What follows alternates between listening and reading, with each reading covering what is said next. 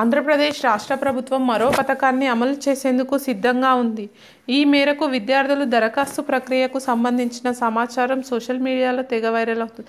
అయితే నిరుద్యోగ యువతకు ఆర్థిక సహాయం అందించడానికి యువనేస్తం యోజన పథకాన్ని అమలు చేయడానికి ప్రభుత్వం ఎంతో కృషి చేస్తుంది. ఈ పథకం కింద అర్హులైన నిరుద్యోగ యువతకు నిరుద్యోగ భృతి అందిస్తారు. దీని గురించి వివరాలు తెలుసుకుందాం. ఆంధ్రప్రదేశ్ అధికారంలోకి వచ్చినటువంటి టీడీపీ సంకీర్ణ ప్రభుత్వం ఎన్నికల టైంలో ఇచ్చిన హామీలను ఒక్కొక్కటిగా అమలు చేయడం జరుగుతుంది. అయితే పింఛన్ మరియు మెగా డిఎస్సి, భూ హక్కుల రద్దు చట్టము, చంద్రన్న బీమా, ఇతర హామీలను నెరవేర్చారు. అయితే ఇది విద్యార్థుల కోసం తల్లి ప్రశంసలు మరియు బాలికల విధుల కార్యక్రమాలపై కూడా ఎంతో పనిచేస్తుంది. అయితే నిరుద్యోగులకు మరియు యువతకు తీపి కబురు అందిస్తుంది. ఈ మేరకు ఈ ప్రాజెక్టు వివరాలు సోషల్ మీడియాలో తెగ వైరల్ అవుతున్నాయి. అయితే ఎన్నికలలో ఉద్యోగం వచ్చేంత వరకు యువత నిరుద్యోగులకు నెలకు 3,000 రూపాయల చొప్పున నిరుద్యోగ భృతి అందిస్తామని తెలిపింది. ఆ మేరకు ఆ ప్రాజెక్టుకు సంబంధించిన కసరత్తులను మొదలుపెట్టినట్టుగా తెలుస్తుంది. దీనికి సంబంధించిన అర్హత మరియు ఎలాంటి పత్రాలు కావాలి, దీనికి సంబంధించిన దరఖాస్తు, ఇతర వివరాలు సోషల్ మీడియాలో వైరల్ అవుతున్నాయి.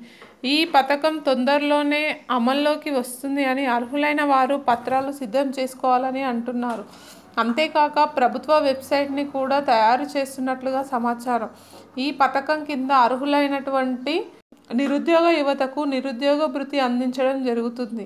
అయితే ఈ పథకానికి ఖచ్చితంగా ఆంధ్రప్రదేశ్ పౌరులై ఉండాలి. అలాగే 22 నుండి 35 ఏళ్ల లోపు వారు మాత్రమే దీనికి అర్హులు. అలాగే గుర్తింపు పొందినటువంటి యూనివర్సిటీ నుండి కనీస ఇంటర్మీడియట్ మరియు డిప్లొమా డిగ్రీ అభ్యర్థికి వివిధ వనరుల నుండి ఒక్కొక్కరికి 10,000కు మించి ఆదాయం ఉండనే కూడదు. అలాగే వ్యవసాయ భూమి పట్టణ ప్రాంతాల 1,500 చదరపు అడుగుల లోపు మరియు గ్రామీణ ప్రాంతాలలో 5 ఎకరాల లోపు ఉండాలి. అయితే అభ్యర్థి మరియు కుటుంబ సభ్యులు ప్రభుత్వ ఉద్యోగం లేక పెన్షన్ కూడా పొందకుండా ఉండాలి. ఇలా ఇతర ప్రభుత్వ నిరుద్యోగ భృతి పథకం నుండి ప్రయోజనం పొందకుండా ఉండాలి. అయితే ఈ పథకాన్ని అప్లై చేసేందుకు ఆధార్ కార్డు ఖచ్చితంగా అవసరం.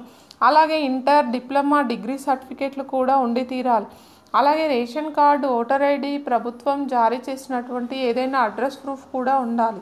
అలాగే బ్యాంకు ఖాతా, పాస్బుక్ కాపీ మరియు బీపీఎల్ రేషన్ కార్డు, కుటుంబ ఆదాయానికి సంబంధించిన సమాచారాన్ని ఖచ్చితంగా అందించాలి. అయితే ఏపీ యువనేస్తం వెబ్సైట్ https://yuvanestam.ap.gov.inలో దీనికి సంబంధించిన వివరాలు మరిన్ని ఉన్నాయి. అయితే వ్యక్తిగత వివరాలు మరియు విద్యార్హతలు మరియు ఇతర సమాచారాలను కూడా నమోదు చేయాల్సి ఉంటుంది. అలాగే ఎంతో అవసరమైన పత్రాలను స్కాన్ చేసి అప్లోడ్ చేయాల్సి ఉంటుంది. అంతేకాక పూర్తి చేసిన ఫారంను సమర్పించాల్సి ఉంటుంది. రిజిస్ట్రేషన్ తర్వాత రసీదు మరియు దరఖాస్తు ఐడిని జాగ్రత్తగా చూసుకోండి. దీనికి అర్హత గల అభ్యర్థులు దగ్గరలోని గ్రామ మరియు వార్డు మంత్రిత్వ శాఖను కలవాలి.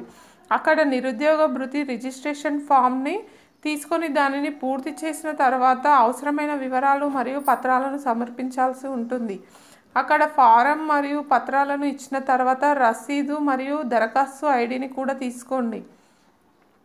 అయితే అర్హులైన అభ్యర్థులు సమర్పించిన పత్రాలను అధికారులు ధృవీకరిస్తారు. అయితే అన్ని ప్రమాణాలను పరిగణలోకి తీసుకొని అర్హత తనిఖీ చేయడం జరుగుతుంది. ఈ ప్రక్రియ తర్వాత అర్హులైన బ్యాంకు ఖాతాలలో ప్రతి నెల 3,000 రూపాయలు జమ చేయడం జరుగుతుంది.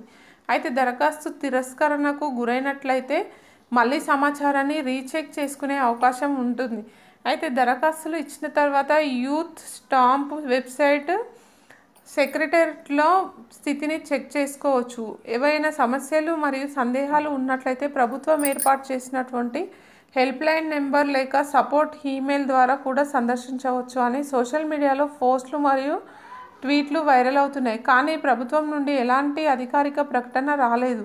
పైగా ఏపీ యువనేస్తం వెబ్సైట్ ఎప్పటి వరకు కూడా అందుబాటులోకి రాలేదు.